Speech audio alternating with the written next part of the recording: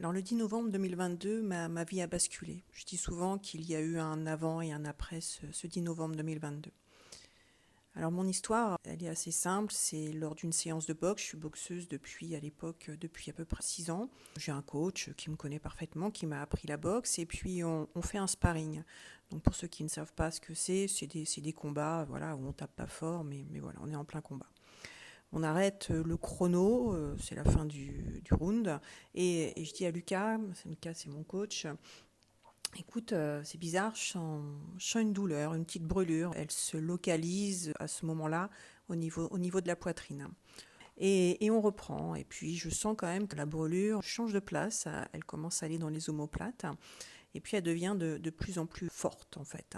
Et je m'inquiète pas tout simplement parce que je suis une personne qui a des douleurs assez régulières et qu'à la boxe on peut donner un mauvais coup, et quand on donne un mauvais coup souvent vous avez une douleur qui est associée. C'est une douleur que je ne connais pas, mais comme elle est au niveau des omoplates, c'est tout à fait logique que ça puisse être une douleur qui résulte d'un mauvais coup. De toute façon, je vois mon kiné le soir, donc je me dis, il va me remettre tout ça d'aplomb. Donc voilà, je m'inquiète pas, je rentre chez moi, je prends une douche. Par rapport au temps, la douleur, elle a commencé à 17h et quelques. Et là, je fais ma petite vie tranquille. Je m'allonge quand même à un moment parce que la douleur, elle est vraiment là. Comme elle passe pas, je prends un Doliprane, j'essaie de manger. Mais bon, ça va toujours pas, vraiment pas. Et à un moment, je vomis. Voilà, une fois, deux fois. Et là, je commence à rembobiner en fait un petit peu tout, à analyser les symptômes. Je me dis c'est quand même bizarre tout ça, puis cette douleur qui passe pas, j'ai mal à la tête, j'ai mal au cou, j'ai mal à la mâchoire, ça passe pas. Et moi, je suis d'une époque en fait où on n'appelle pas le 15 facilement. Il faut vraiment être à l'article de la mort pour l'appeler. Donc vient en moi une grande dualité. C'est est-ce que j'appelle pas, j'appelle pas, j'appelle pas. Et donc là, ça me demande un peu de temps et il est 21h30. Et je me dis, bon, bah, de toute façon, au pire, qu'est-ce qui peut m'arriver? Je vais me faire disputer. Et donc j'appelle le 15. Donc j'ai le médecin régulateur qui est une femme. Et je pense que j'ai vraiment minimisé. Et donc elle me dit, bon, bah écoutez, je vous envoie SOS médecin. Là, il est 22h, le médecin d'SOS médecin arrive, il prend ma tension, je suis à 18-20 de mémoire, et là il me fait, par rapport à ce que vous m'expliquez, pour moi, c'est pas un simple coup, donc là il me fait un électrocardiogramme, et là, ça s'enchaîne en fait très vite. Électrocardiogramme, il rappelle le 15, j'ai l'ambulance qui arrive 5 minutes après et direction les urgences cardiaques. Et je suis prise en charge de mémoire, il est 22h30, quelque chose comme ça. Je ne sais même pas à quoi ressemble la salle d'attente. J'avais les soignants qui m'attendaient à l'arrivée de l'ambulance. Et moi, je ne mets pas la notion de gravité par rapport à ça. Et je suis persuadée que 2 heures après, je vais être sortie. Et donc, la prise de sang est faite. Dans la prise de sang, en fait, vous avez des indicateurs. La tropamine, normalement, elle doit être dosée à 10, je crois, quand votre cœur est à peu près bien. Et moi, elle avait déjà dépassé les 1000, donc ça voulait dire que mon cœur, en fait, était en souffrance. Donc à 2 heures du matin, je suis transférée en soins intensifs et c'est là que tout a débuté en fait pour moi. La peur qui commence à grandir au fur et à mesure des heures, des jours et puis après des mois et des années. Je suis restée au total 7 jours en soins intensifs. 7 jours, je suis arrivée un jeudi, je suis repartie un jeudi. Ça a été le début de la descente. Le premier jour, c'était le 11 novembre. C'est comme une date symbolique, le 11 novembre. C'est en général la journée où on commémore les morts. Moi, j'ai eu de la chance, je ne suis pas morte. Cette première journée, elle est très particulière parce que quand vous êtes dans un lit d'hôpital, je venais de boxer quasiment, j'étais pleine de vie et d'un coup je me retrouve en soins intensifs sur un lit d'hôpital où on a l'interdiction de se lever, de bouger et je ressens une fatigue mais comme j'ai jamais ressenti une fatigue terrible. Je sens que mon corps il est à bout de force, je peux plus penser, tout est excessivement fatigant pour moi, je n'ai qu'une envie, c'est de dormir, dormir, dormir, mais à côté de ça je n'arrive pas à dormir, c'est assez contradictoire. Comme on est le 11 novembre, je pense qu'il y avait un sous-effectif, donc je vois un groupe de personnes arriver et, qui se présentent, mais comme je suis vraiment dans les vapes, je suis vraiment pas bien, il est 15h de l'après-midi, Plus j'ai pas mangé parce qu'on pouvait pas manger, j'ai pas pu manger du fait que j'allais passer cet examen. Donc j'ai une personne en blouse blanche qui se présente et qui commence à pousser mon lit et qui me pose plein de questions, très sympathiques, etc. Et puis là j'ai l'aide-soignant qui est à côté de moi qui me dit en fait c'est le chirurgien là qui est en train de vous pousser. Donc je suis un peu surprise. Et donc il me fait passer la coronarographie et en fait j'ai rien, strictement rien. Mes artères sont bien, etc. Et donc là, on n'a toujours pas de diagnostic. Et je suis revenue donc dans ma chambre, je vous passe toutes les étapes.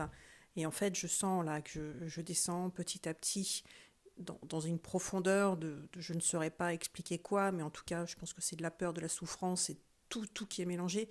Et vous êtes perdu, en tout cas moi j'étais totalement perdue sur ce lit d'hôpital, à pas savoir ce qui m'arrivait, à ne pas comprendre. Et puis quelque part, on a encore nos capteurs de la vie d'avant et on se raccroche peut-être à ces capteurs, mais on sent en même temps que ça va être totalement différent. Et on ne sait pas en quoi ça va être différent. Les jours se sont grainés donc au fil des visites des soignants. Et à un moment, c'était le mardi, là j'ai totalement pété un câble. Je me suis mise à pleurer dans la nuit du lundi au mardi. Je n'arrivais plus à, plus à prendre sur moi, en fait, tout simplement, parce que quand vous avez un chaos, quand vous avez de l'incertitude, en tout cas, moi, je ne comprenais pas ce qui m'arrivait. Je ne comprenais pas. Et là, ils ont été encore super, les équipes. Tout de suite, ils m'ont vu quand ils sont venus le matin me donner mes médicaments que ça allait vraiment pas. J'ai l'aide-soignante qui est restée très très longtemps à côté de moi pour essayer de me calmer. Et juste après, j'ai la cardiologue qui est venue dans ma chambre et qui m'a dit ok, c'est normal de craquer, vous êtes quelqu'un de fort, mais vous avez tout à fait le droit de craquer et il faut que vous craquiez. Si vous voulez, on vous envoie le psychologue. Donc j'ai dit oui, je sentais que ça n'allait vraiment pas, donc il me fallait un soutien. Donc j'ai eu le psychologue qui est arrivé une demi-heure après. Et en fait, ils m'ont mis en urgence sur tous les examens de santé. Et ce qui fait qu'à la fin de la journée, j'ai su ce que j'avais. Et à la fois, je ne savais rien, en fait. C'est-à-dire que j'ai passé un IRM du cœur, et j'ai su que c'était un infarctus. C'est là que j'ai découvert ce qu'était un infarctus. Et quelque part, ça m'a soulagée de savoir parce que on avait une explication à ce qui m'était arrivé. Mais de l'autre, on n'a jamais su pourquoi. Donc moi, j'ai fait un infarctus qui est un peu particulier, qui s'appelle un MINOCA. C'est un infarctus à coronaire saine, donc sans aucune explication. Si j'ai fait un infarctus, normalement, j'aurais pas dû en faire. Alors, je suis sortie au bout de 7 jours avec ce diagnostic en poche, MINOCA, infarctus, et une ribambelle d'examens à faire pour voir s'il n'y avait pas une cause qui était associée à cet infarctus. Donc je sors au bout d'une semaine et là je me rends compte que ça va être compliqué quand même la vie parce que dès que je commence à marcher, eh ben, j'ai l'impression que je vais m'évanouir. La première journée, je rentre chez moi, voilà, je ne peux même pas aller me chercher mes médicaments. Puis le lendemain ou le surlendemain, je me dis bon bah quand même je vais aller marcher, je vais aller voir un petit peu dans quel état est ce corps et je me dis je vais aller dans le parc où j'ai l'habitude d'aller qui est juste à côté de chez moi et j'arrive à la porte du parc et là je crois que je vais m'évanouir et que je ne sais pas comment je vais rentrer même parce que je suis dans un état de fatigue et de détresse qui est terrible. Et là je prends conscience que mon corps il est vraiment dans un état déplorable et de faiblesse comme jamais je pensais qu'on pouvait arriver, comme si on avait fait on-off.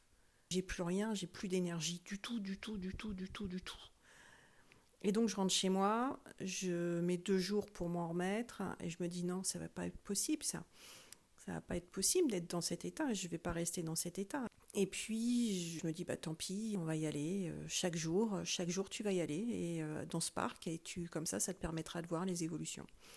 Et j'y suis allée pendant un mois, tous les jours, j'y suis allée et j'ai vu les progressions, petit bout par petit bout.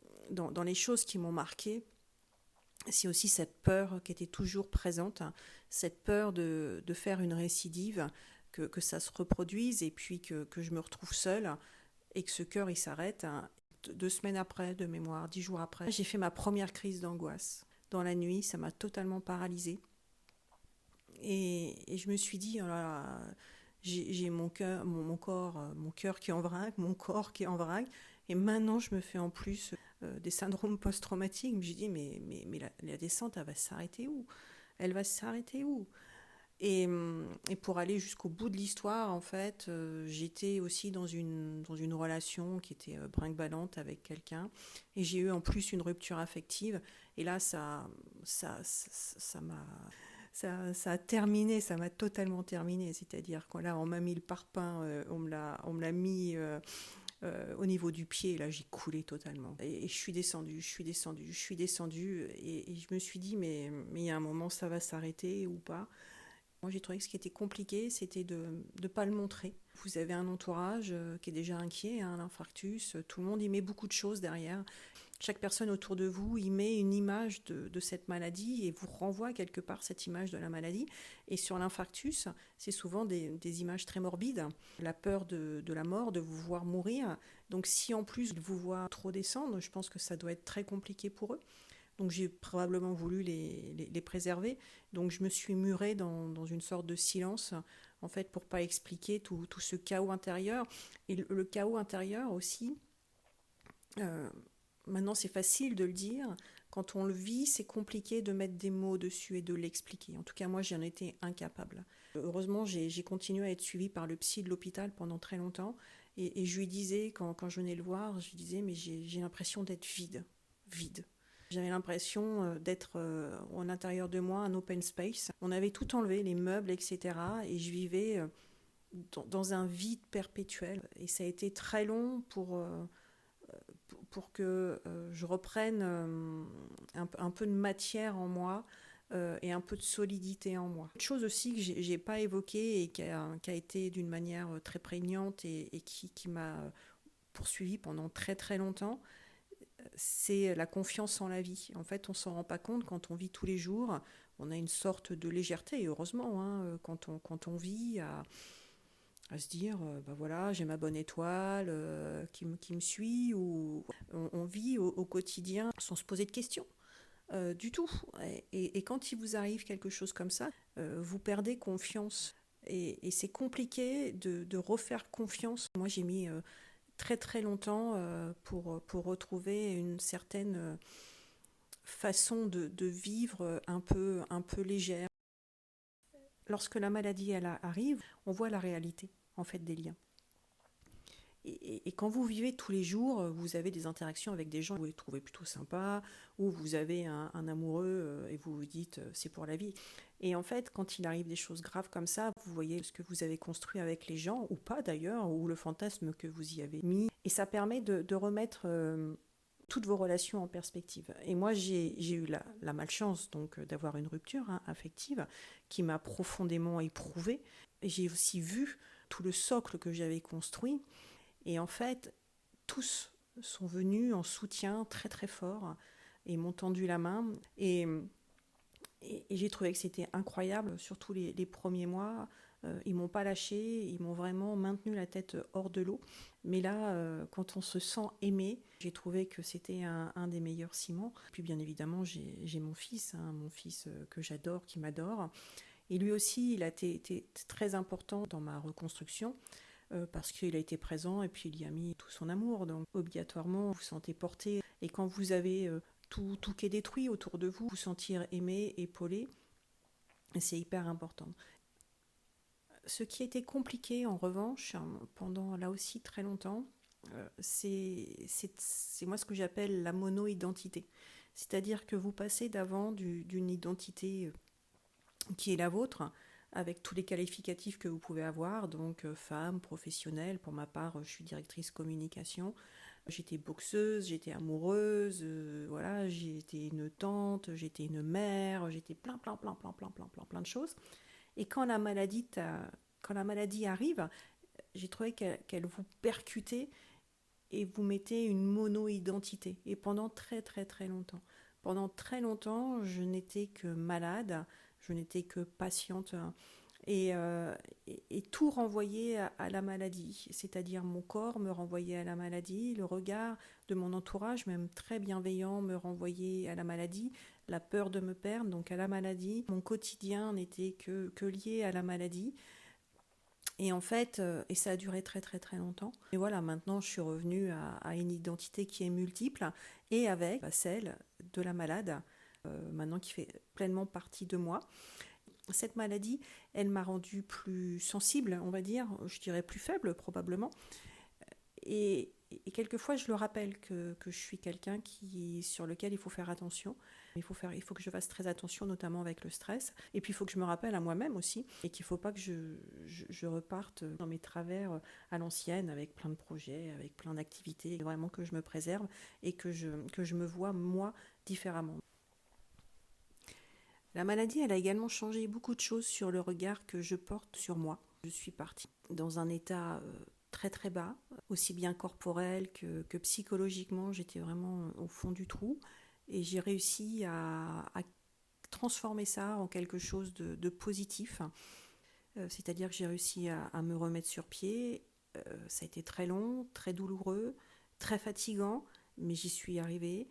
J'ai écrit 2 bouquins.